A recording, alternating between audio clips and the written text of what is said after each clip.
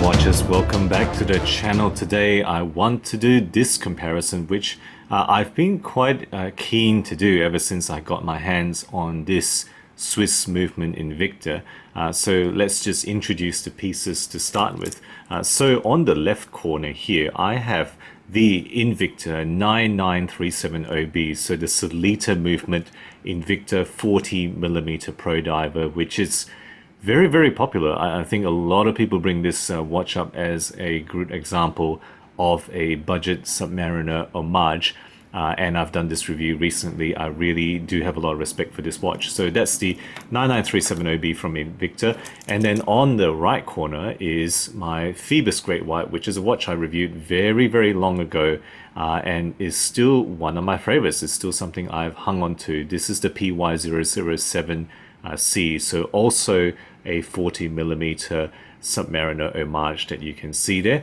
So we have here two, I think, very good budget dive watches, and they are budget dive watches. One from the established and historic name of Invicta, yet it has gone into controversy in terms of ownership, and I guess their advertising and marketing practices do attract a lot of criticism from watch enthusiasts. And the other from the pretty well-known micro brand now. Maybe they're not, it's no longer very micro, but pretty well-known brand now, Phoibos, established in China by a couple quite a while ago, I think just over 2 years ago, but they've gone from strength to strength. So both of these watches are made of 316L steel, so Submariner style homages. They both have screw-in case backs, so the Invicta has a nice display there of that movement.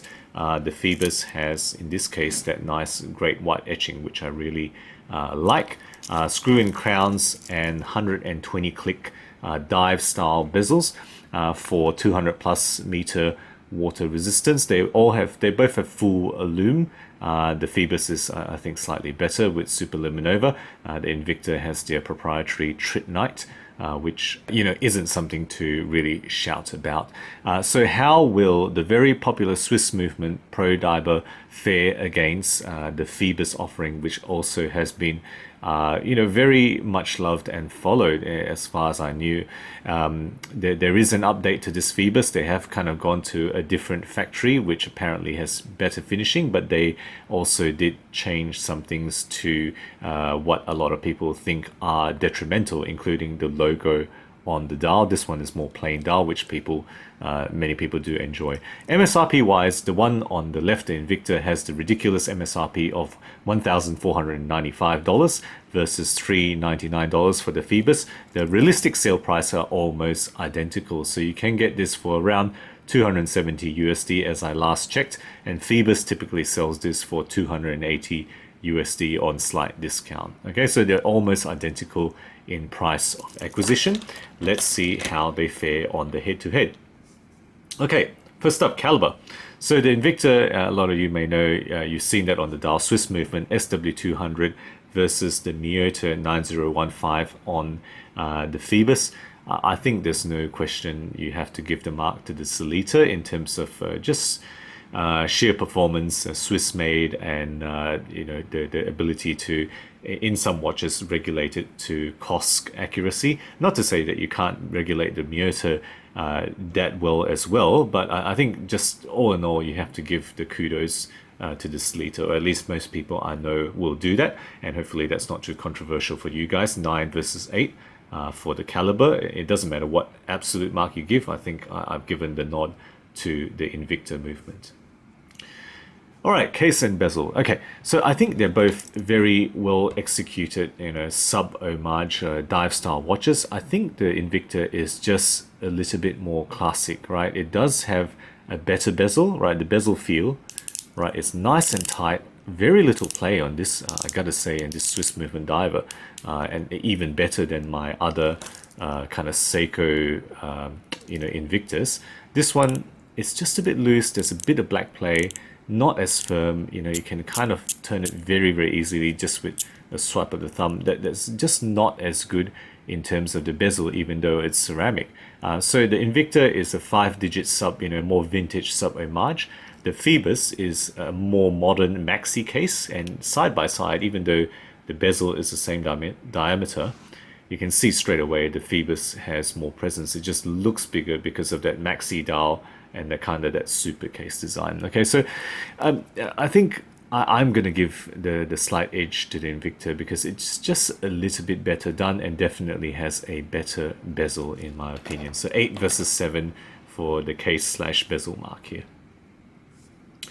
Dial versus crystal. Okay, so I would say that the Invicta dial, right, it does look sharper. It does definitely have more detail. They've put in more work into it, and overall I would say it just has a more classy appearance. I mean, the Phoibos has gone for a more plain dial. It somehow just doesn't translate as sharp, as classy, you know, with that maxi presence there.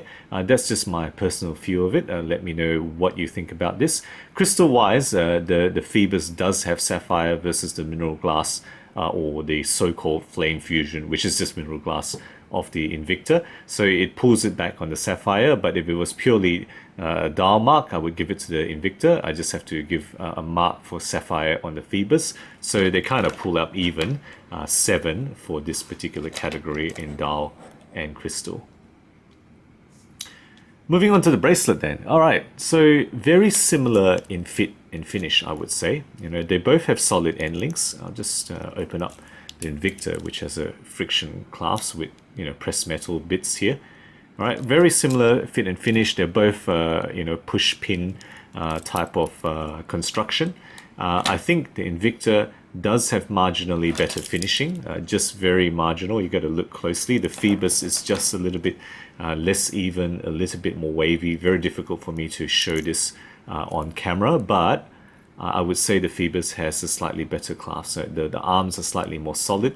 Yes, this bit's a pressed metal here, but you know, it does have a push button deployant, so I will give it a slight edge on the clasp there. So finishing to Invicta, clasp to Phoibos, it does end up being, you know, I feel I have to give them the same mark for the bracelet overall, 7 for each.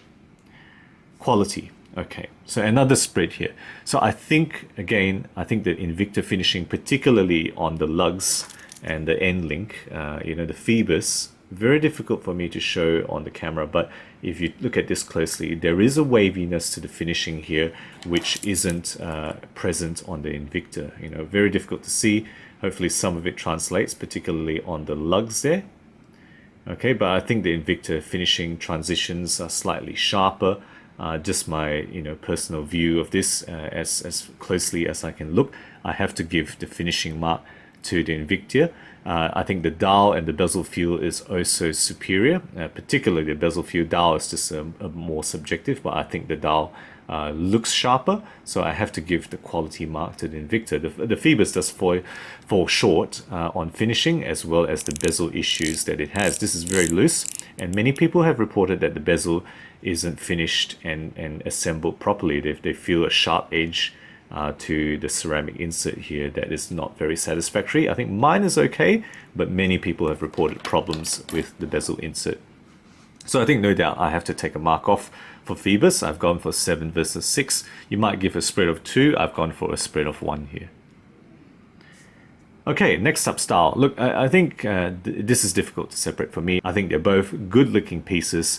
The Invicta is more demure, kind of more classic, more quiet, because it's you know, the vintage sub-homage. Whereas the Phoibos, you know, is a bit of 40mm magic, even though it's the same diameter. Somehow, just wears larger. It wears like a 42, I must say, you know, whereas the Invicta wears like a more classic 40mm. Just the magic that this super case does. That's my opinion. I think the style is subjective. You can prefer either one, and I do sometimes prefer a larger presence of the Phoibos. I've given 8 and 8 equal for the style mark here, because, you know, I really sometimes prefer either one, and I don't think I can separate it. Okay, performance. Okay, over here, I think the Phoibos does take it a bit. So it does have a higher water rating. Doesn't quite say it on the dial there, but at the back here, you can see it does say 30 atmospheres, or 300 meters, right up the top there. Whereas the Invicta, as you know, is 200 meters. So performance-wise, it definitely has better depth rating. It also has definitely better lume. Invicta has just worse in class lume. The Phoibos is definitely an edge out on the lume. It lasts longer and it glows brighter, and you can see straight away as I hold it there, it does have a greater surface area. So performance wise on those counts, I will give it to the Phoibos. Invicta has the better bezel feel, but you know, I think for those other features and categories and facets, I have to give the mark to the Phoibos here, 8 versus 7. Durability. Okay, now for the fact that Phoibos have gone for the material upgrades, I have to give the mark to them. The Invicta is pretty solid. It's, you know, very well machined. For the price, you're getting a very nice case, but the Phoibos, I think objectively, you have to give it a mark. It is a heavier watch, it is a thicker watch, it's got bigger lugs, and not to mention it also has ceramic and sapphire materials here. No doubt at all, I have to give the durability mark to the Phoibos here. 8 versus 7 is what I've gone for. Next up, value. Okay, I think they're both very good. Like, I think in the end you could separate it maybe depending on how you feel about things. But look, the Invicta brings a quality finish. It brings Swiss movement for what you're paying, under $300. Whilst the Phoibos brings a Miyota 9015. Now, not a lot of divers have that. In fact, I know of only one other one that has a 9015 at this price range. And it does bring the material upgrades of sapphire and ceramic. So it's no slouch in the value. I think it's about the same, you know, in terms of what you are paying for at about the same price. They're not exactly the same offering, but they have different strengths. I've given 8 out of 10 for both on the value stakes here. Okay, guys, last one, brand. Controversial, I think. You might give different, marks, and I would absolutely invite you to give different marks depending on how you feel about them. I think Invicta is well known, right? Very well known brand, very established brand. They have many boutiques around the world. They are by no means a micro brand. They are very established, but they have the issues, you know, whilst they have a long history recently, you know, they have their marketing issues, way too many models. The MSRP strategies is just a bit ridiculous, right? $1,500 for this watch when you can get it for under 300. You know, what are they thinking? That's their controversy. Now, Phoibos, of course, is well recognized now. You know, I think many enthusiasts know who they are now, but they do have their issues with their quality and their service. Many people have complained about the service that they get from Phoibos in terms of being nearly non-existent to some people who have shared to me personally on comments, as well as what I've read on forums. So, you know, I can't give them great marks for that. I've given a 7 out of 10 for both of this. Let me know if you would give differently in terms of your brand scores. Okay, guys, so that's it. What's the summary? Very, very close. 75 versus 74. So, guys, this has been a very interesting and, of course, a very neck and neck battle for me.